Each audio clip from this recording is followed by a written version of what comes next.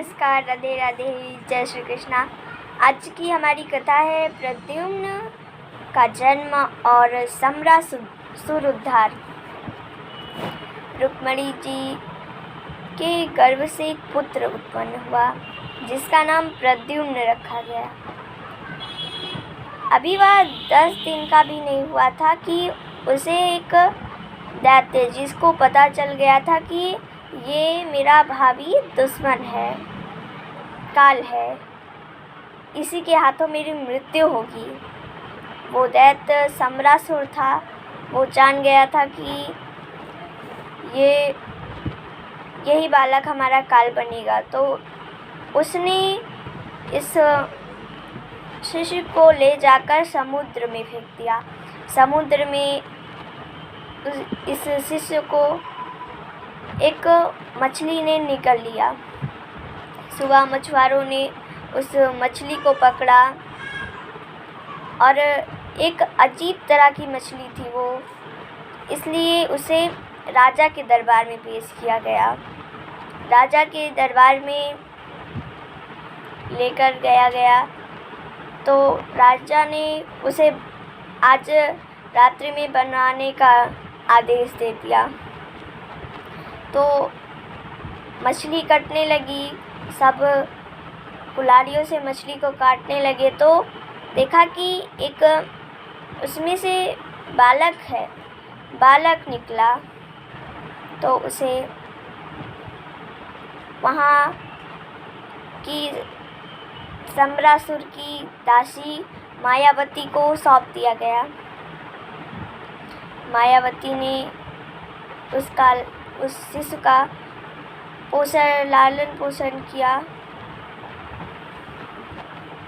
इसके बाद नारद जी आए और उन्होंने बताया कि यही तुम्हारे पति कामदेव हैं और तुम इनकी पत्नी रति हो। बात ये थी कि कामदेव जो थे वो भगवान रुद्र के क्रोध से भस्म हो गए थे। तो उनकी पत्नी रति थी, उन्हें फिर से जीवन मिला। तो उनकी पत्नी रति ने भी अपने पति के इंतजार में जन्म लिया। जब उन्हें पता चला कि ये हमारे पति हैं तो वो बहुत ही आनंदित हुई। उन्होंने समरासुर को मारने के लिए प्रद्युम्न को एक मायावी विद्या सिखाई जो सारे मायाजाल को काट देती थी। प्रद्युम्न बड़े हुए और थोड़ा जवान हो गए थे तो मायावती ने कहा कि अब आपको समरासुर से युद्ध करना चाहिए।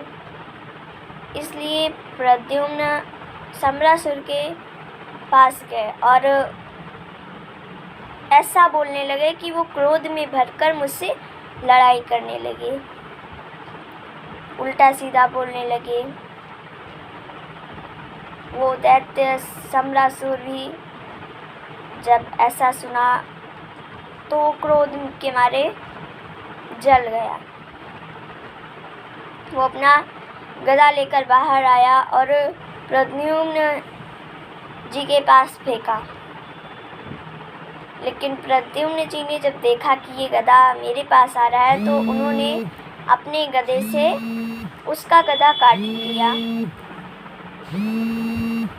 इसके बाद दोनों में भयंकर युद्ध होने लगा। अंत में प्रद्युम्न ने समरासुर को मार दिया। इसके बाद मायावती जो थी उन्होंने कहा कि तुम हमारे पुत्र नहीं हो, तुम रुक्मिणी जी के पुत्र हो, इसलिए तुम्हें रुक्मिणी जी के पास जाना चाहिए। मायावती जो थी वो आकाश में चलना जानती थी।